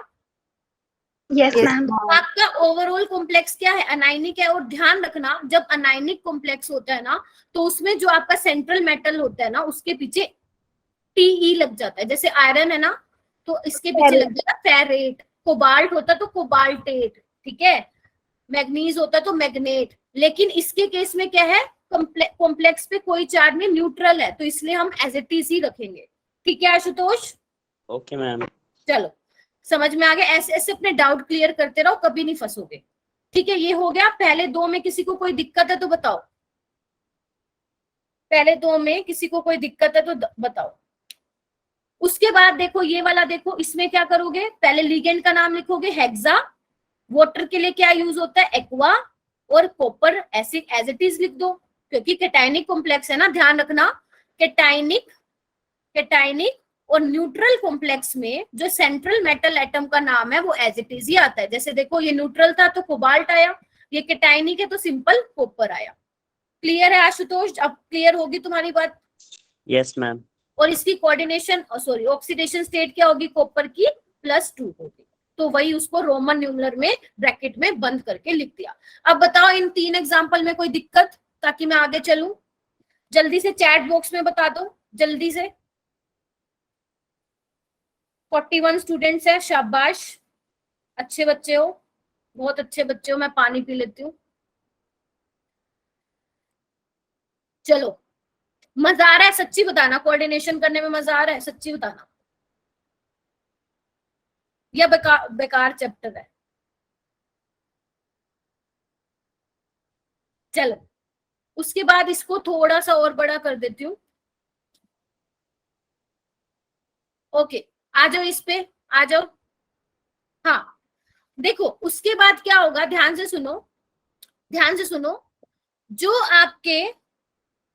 आपके मोनोडेंटेट लिगेंड है, मान लो NH3 है, मान लो NH3 है और वो 6 है, तो मोनोडेंटेट के जितने भी लिगेंड होंगे तो आपको उसके जो मोनो, डाई, ट्राई, टेट्रा, पेंटा लिखना है, वो उसके प्रीफिक्स में लिखना है। मतलब प्रीफिक्स का मतलब क्या होता है? पहले लिखना है। ठीक है, जैसे ये वाला एग्जांपल देखो, ये वाला एग्जांपल देखो बच्चे, इसमें पहले किसका नाम लिखोगे? कैटायन का नाम, यानी कि पोटेशियम। उसके बाद क्या लिखोगे? लिगेंड कितने हैं? 6, तो हेक्सा, साइनो, इसमें देखो साइनाइडो आ गया, तो मर्जी है तुम साइनो लिखो या साइनाइडो लिखो। एम्बिडेंटेट कहाँ पे आ गया? एम्बिडेंटेट कहाँ लिखा हुआ है? लिखा तो नहीं हुआ बट ऐसी। अच्छा अच्छा, तनीषा तनीषा लास्ट क्लास में थे क्या तुम बेटा? नो मैम, एक्चुअली चलो चलो मैं बता दूंगी, आज बता के भेजूंगी। ठीक है, एक बार इसको देख लो। देखो पोटेशियम 6 आपके पास क्या है? CN लिगेंड है, तो hexa, cyanido, ferrate. Ferrate oxidation state फिर से कह रही हूँ, कैसे निकालोगे? +4 x - 6 = 0 2। क्लियर है? यहाँ पे आओ, सेकेंड वाले पे आओ। देखो इसमें क्या लिखोगे? पहले लिगेंड का नाम लिखोगे अल्फाबेटिकल ऑर्डर में। तो देखो इसका नाम क्या है? ट्राइफिनाइल फोस्फेन, और इसका नाम क्या है बच्चे? क्लोराइडो। तो ध्यान से सुनो मेरी बात, बिल्कुल ध्यान से। क्लोरीन कितने हैं? 2 हैं, तो क्या लिखोगे? Die क्लोराइडो, die क्लोराइडो। और जो ये आपके बच्चे ये वाले लिगेंड हैं, मतलब ऑलरेडी क्या है? नेम ऑफ, देखो क्या लिखा हुआ है? When name of ligand already include normally numerical prefix. मतलब अगर लिगेंड में ऑलरेडी एक प्रीफिक्स ऐड है, जैसे इसका PPH3 का नाम क्या होता है बच्चे? Triphenyl phosphine, triphenyl phosphine. अब ये कैसा दिखता है मैं आपको दिखा देती हूँ। ये देखो ये ऐसा दिखता है। फोस्फोरस के पास 3 बेंजीन रिंग लगी होती है इस तरह से। ठीक है, वैसे तो बेंजीन रिंग थोड़ा गलत बनाती, इस तरह से होता है। इसका नाम होता है ट्राइफिनाइल फोस्फीन, और ये न्यूट्रल लिगेंड होता है। ठीक है, इसको आप लिखते हो PPH3। तो बच्चे उन्होंने कहा है अगर लिगेंड में ऑलरेडी प्रीफिक्स ऐड है तो उस केस में हम क्या लगाते हैं? बिस, ट्रिस, टेट्रा, किस, ये यूज होता है। ठीक है, अब ये कितने हैं? 2 हैं, तो 2 के लिए क्या लगाओगे? बिस लगाओगे। और ध्यान रखना अल्फाबेटिकल ऑर्डर में आप डाई बिस नहीं देखोगे, आप देखोगे क्लोराइडो का C पहले आता है, फिनाइल का P बाद में आता है। कहीं आप ऐसे बोलो कि मैम B तो पहले आता है तो इसको पहले लिख दो। समझे क्या बोल रही मैं? बताओ। Yes ma'am. अल्फाबेटिकल ऑर्डर में सिर्फ आप लिगेंड देखो, क्लोराइडो पहले आएगा, C, फिर P जो है वो बाद में आएगा। ठीक है, तो डाई क्लोराइडो, बिस, ट्राइफिनाइल फोस्फीन, निकल। और ऑक्सीडेशन स्टेट कैसे निकालोगे? x - 2 = 0 2 आ जाएगी। ठीक है, आगे चलो। इसका नाम कैसे लिखोगे बच्चे? ये देखो इसका नाम क्या है? इथेन 1,2 डायमीन है। ठीक है, ऑलरेडी है, न्यूमेरिकल वैल्यू है, तो इसके लिए क्या यूज करेंगे? ट्रिस यूज करेंगे, क्योंकि 3 है, तो ट्रिस इथेन 1,2 डायमीन।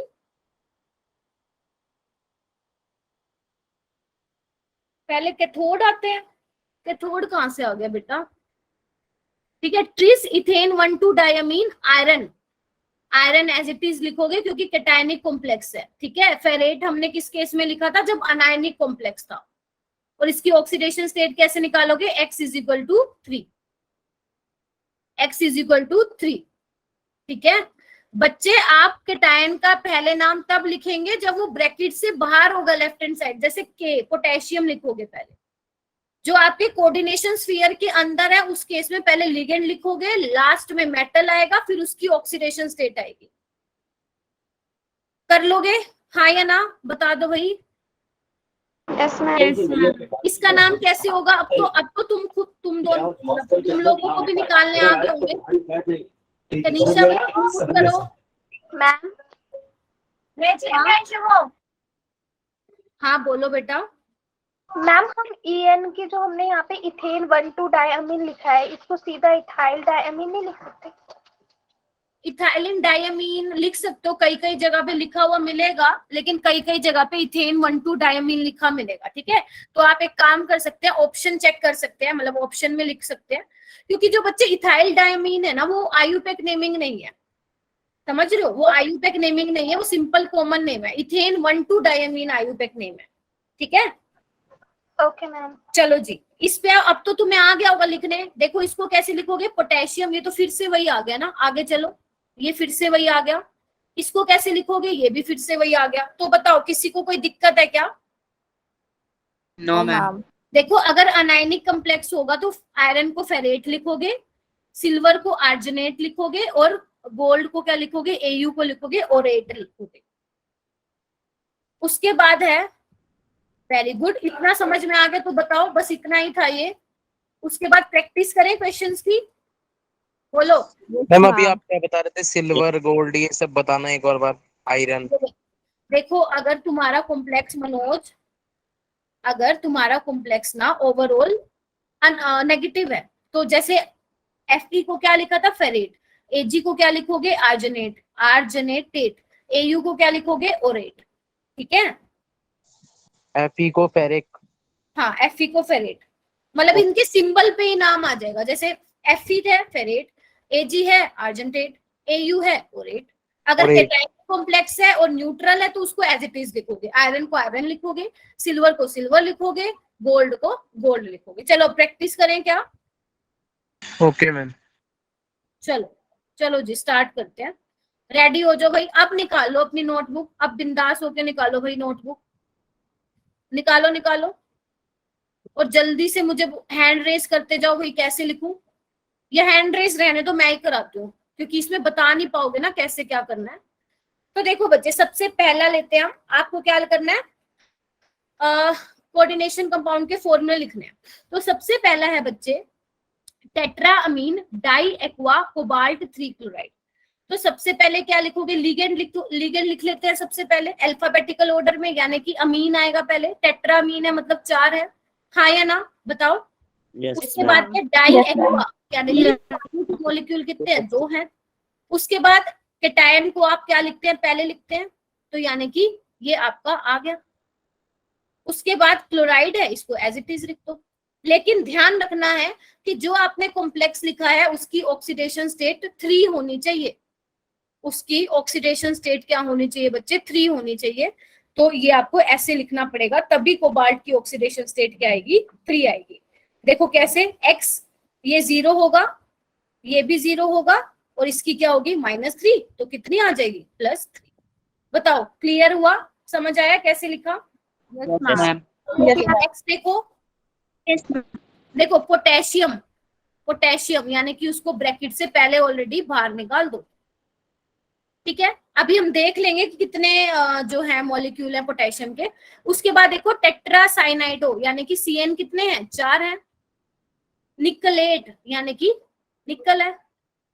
उसके बाद ऑक्सीडेशन स्टेट कितनी है बच्चे इसकी, देखो 2 है, और ऑक्सीडेशन स्टेट 2 कैसे आएगी, जब आपका यहाँ पे K2 होगा। देखो 2 + x - 4 = 0, x - 2 = 0, x + 2 आ जाएगा। बताओ हुआ क्या, समझ में आया? Yes ma'am. जैसे जो मैं आपको अगर होगा मैम, आपको तो आता है, आप तो अपनी जल्दी जल्दी लगा रहे हो 2, जैसे जैसे आप प्रैक्टिस करोगे ना बच्चे, आपको भी ऐसे हाथ पे चीजें रट जाएंगी, ठीक है। थर्ड वाला तुम करो बना के। एक काम करो, ये सारे बनाओ, एफ तक बनाओ, फिर मैं आपको सॉल्यूशन दिखाऊंगी, आंसर मैच करना, फिर आंसर मैच करना इसका।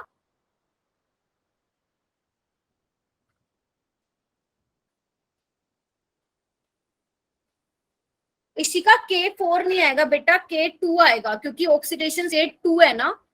अगर 0 होती ना तो आप यहाँ पे K4 लगाते। ठीक है, जल्दी से C D E F करो, फिर मैं तुम्हें इसका सॉल्यूशन दिखाती हूँ, फिर मैं उसका सॉल्यूशन दिखाती हूँ, अपना आंसर मैच कर लेना।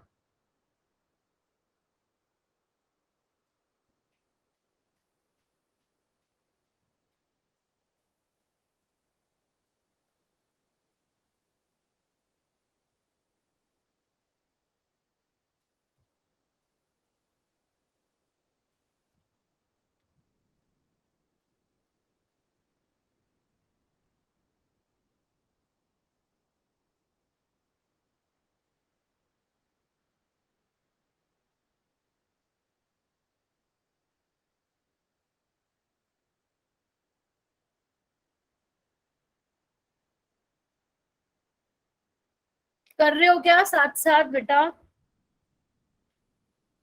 हाँ जी, यस मैम कर।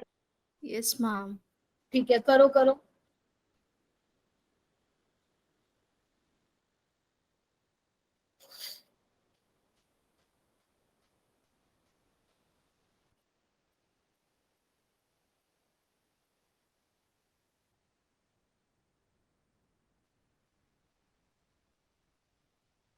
क्योंकि बच्चे आयुपेक नेमिंग में जो आपके ये हेलोजन होते हैं ना, जैसे क्लोराइड आयन, जिनके पीछे IDE होता है, ई को हटा के ओ लगाते हैं।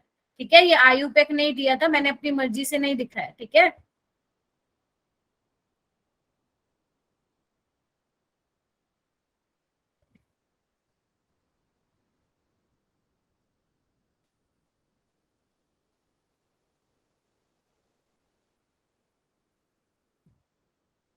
लिख लिए क्या? सॉल्यूशन दिखाऊं क्या तुम लोगों को?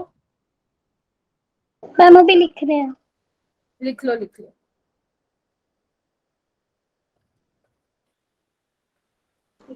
मैम जो हो गए। अंकुश कहाँ थे? अंकुश ने मेरे को ठीक कर दिया, मैं एक्चुअली नाइट्राइट लिख रही थी। अंकुश कहाँ थे बेटा? मैम आज चोट लग गई बस मुझे, इसलिए।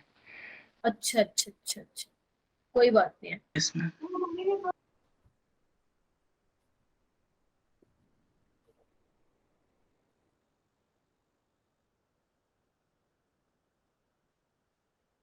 ओके, मेरे पास जगह नहीं है 5th F वाला लिखने का, तो तुम अपने आप लिख लेना।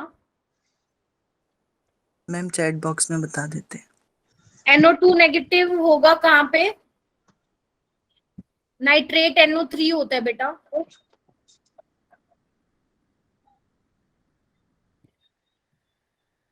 लिख लिए तो आंसर मैच करो भाई अपने।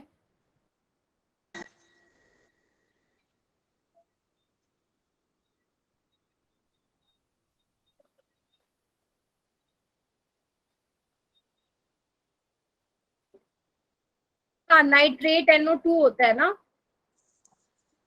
इसकी क्या आएगी? एक सेकेंड, X -1 -2 -3, और कितनी दे रखी है इसकी?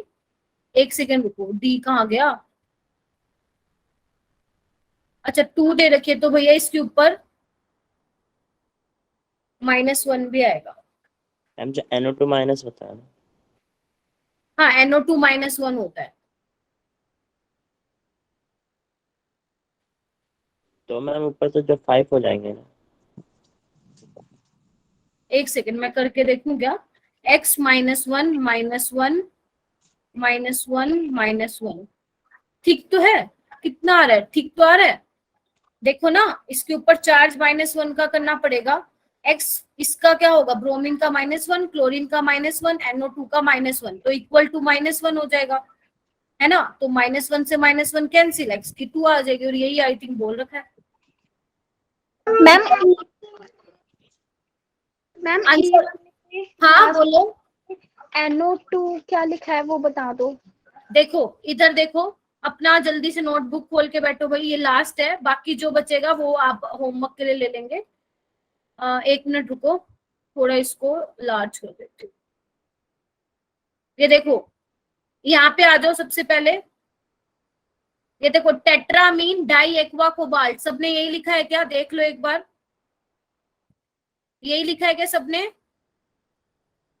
Yes ma'am. Yes ma'am. ठीक है ठीक है। उसके आगे देखो, पोटेशियम टेट्रासाइनाइडोनिकलेट, यही लिखा होगा।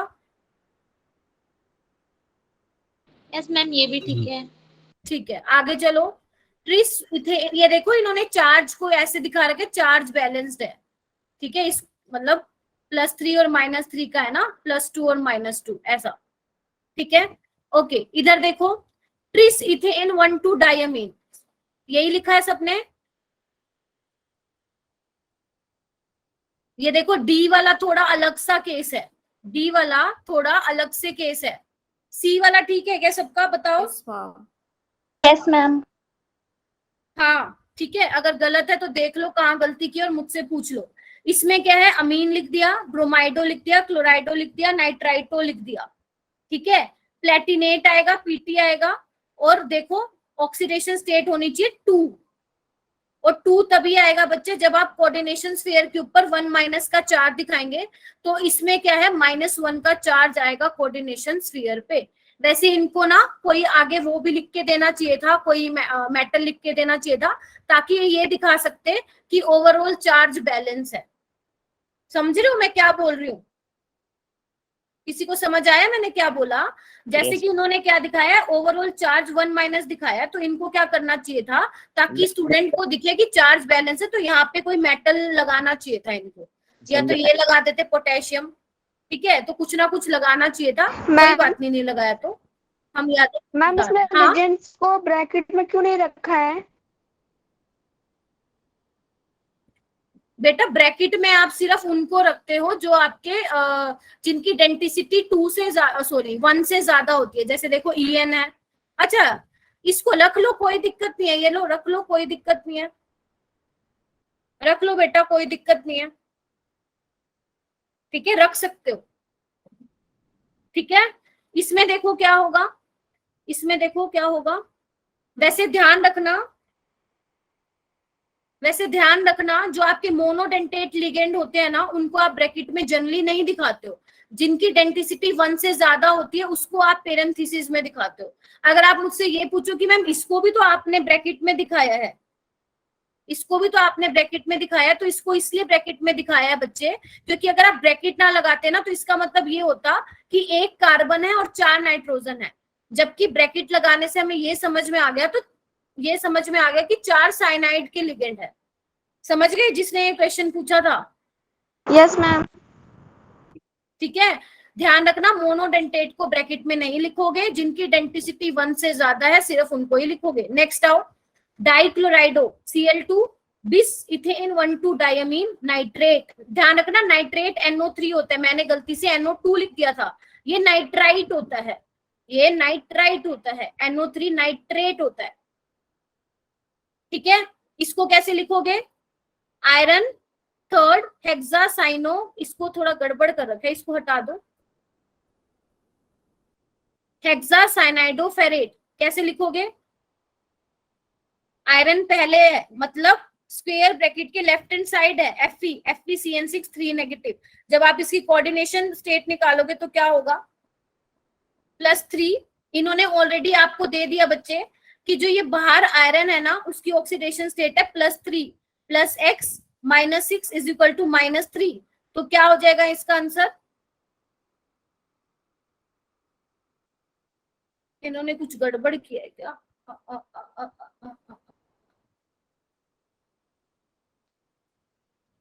-3। ओके ठीक है, ओके ओके ओके।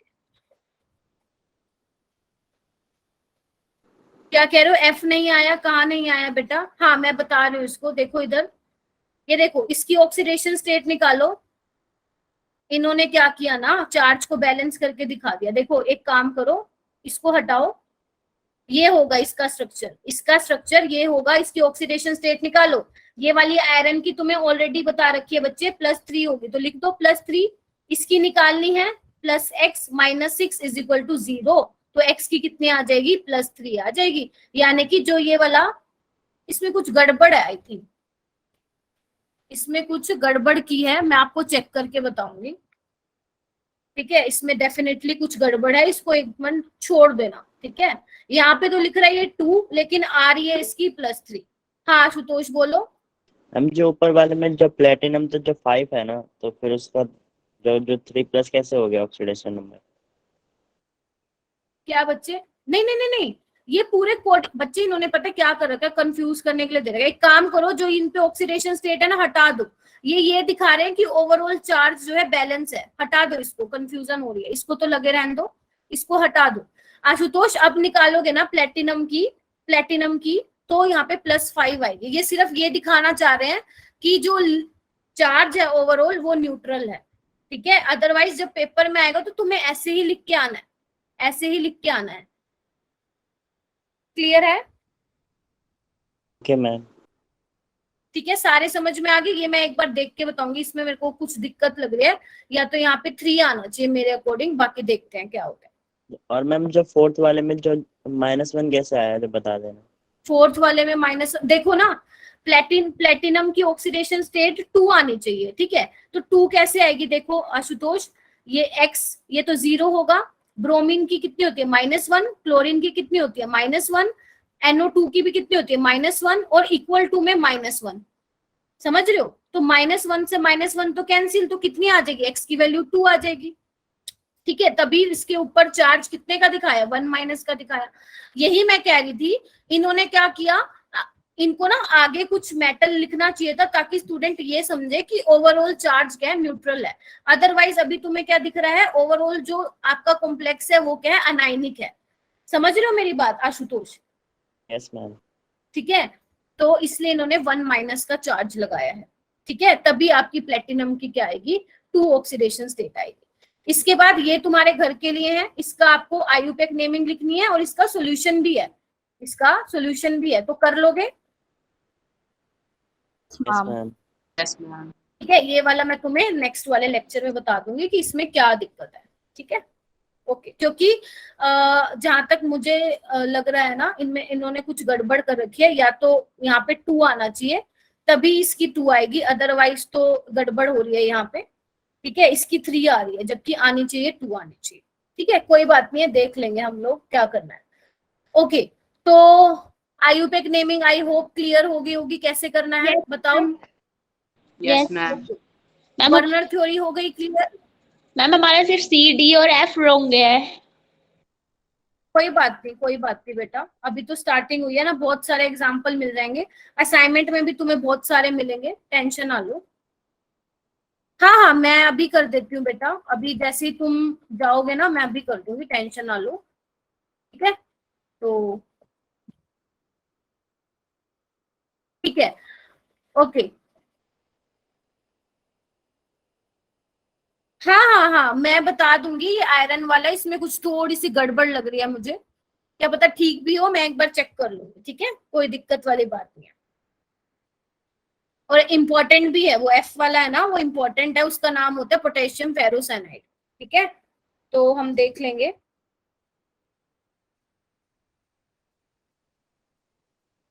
यहाँ पे ना Fe4 होना चाहिए था, जो ये मैंने तुम्हें बताया ना, ये वाला कहाँ गया, एक सेकेंड, यहाँ पे ना, ओहो, एक मिनट रुको, यहाँ पे ना ये होना चाहिए था, Fe4 होना चाहिए था, तब आता करेक्ट आंसर। तो मैं चेक करके कल बताती हूँ तुम लोगों को। ओके, चलो ठीक है बच्चे, लीव कर सकते हो, जितना सोचा था उतना फाइनली हमारा हो गया। ठीक है, कोऑर्डिनेशन हो गया, ओ सॉरी आईयूपैक नेमिंग हो गई हमारी। ठीक है, तो आप काफी टाइम हो गया, अब जाओ आराम से डिनर वगैरह कर लो।